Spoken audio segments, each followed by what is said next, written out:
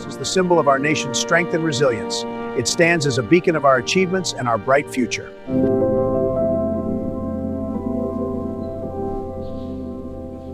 Right face! Forward! Imagine standing here 230 years ago. The most powerful home on earth once stood on silent, untouched land. No marble columns, no armed guards, no flashing cameras, just forests swaying in the wind and open fields stretching beneath the sky. Long before it became the symbol of global leadership, the White House was nothing more than a bold idea in the mind of a young nation still finding its identity. In the late 1700s, the newly independent United States had just broken free from the United Kingdom. Victory had been won, but stability had not. The country needed a permanent capital, neutral ground that would unite the states. In 1790, leaders agreed to build a new federal city along the Potomac River, Washington, D.C. It was an ambitious decision. There was no major city there, just swamps, trees, and farmland. But from that wilderness, a capital would rise. At the heart of this new city would stand a residence for the president. The vision belonged to the nation's first leader, George Washington. He understood that the president's home must reflect dignity, but not monarchy, strength, but not tyranny. In 1792, a design competition was announced. Architects submitted their plans hoping to shape history. The winning design came from Irish-born architect James Hoban. His blueprint proposed a grand neoclassical mansion built from Aquia Creek sandstone, elegant, symmetrical, and inspired by European architecture, yet distinctly American in spirit. Construction began that same year, but building this house was no simple task. Laborers included European immigrants seeking opportunity and enslaved African workers forced into brutal labor, an important and painful reality of that era. Stone was quarried, timber was cut, foundations were laid. Slowly, year by year, the structure began to rise. Finally, in 1800, 8 years after construction began, the presidential residence was ready for occupancy. The first president to live inside its walls was John Adams. The building was still unfinished, cold, and echoing with emptiness. Abigail Adams reportedly hung laundry in the large East Room because it was one of the few warm, dry spaces.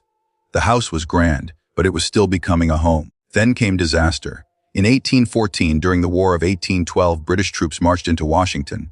Government buildings were set ablaze. Flames engulfed the presidential residence. Smoke darkened the sky.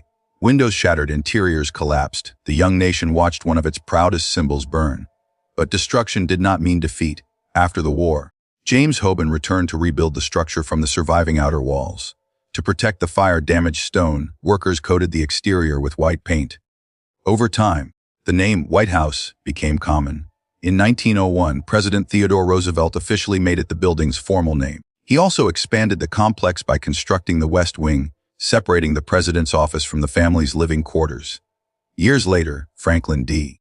Roosevelt relocated the Oval Office to its current position and adapted the building for modern needs during the Great Depression and World War II.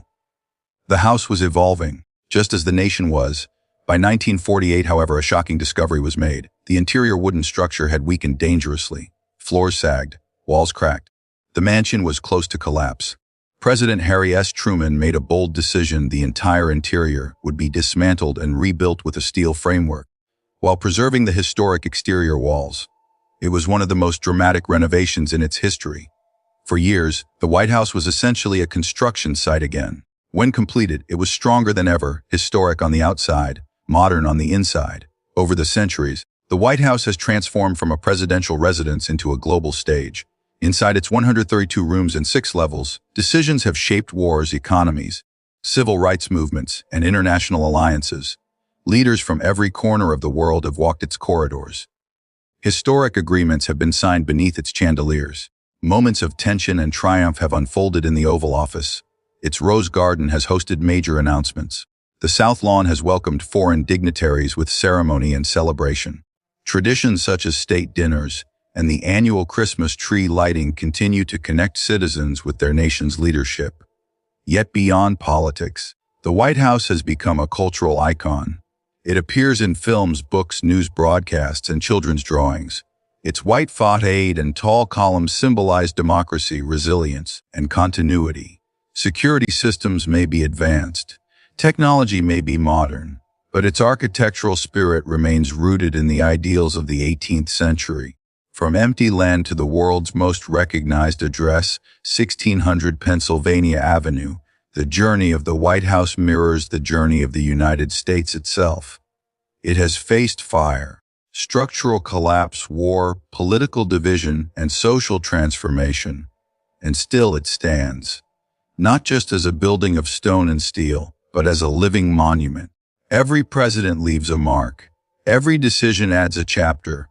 Every generation reshapes its meaning. And even today, behind its guarded gates and historic walls, history continues to unfold in real time. The White House is not merely where a president lives. It is where a nation's story continues to be written.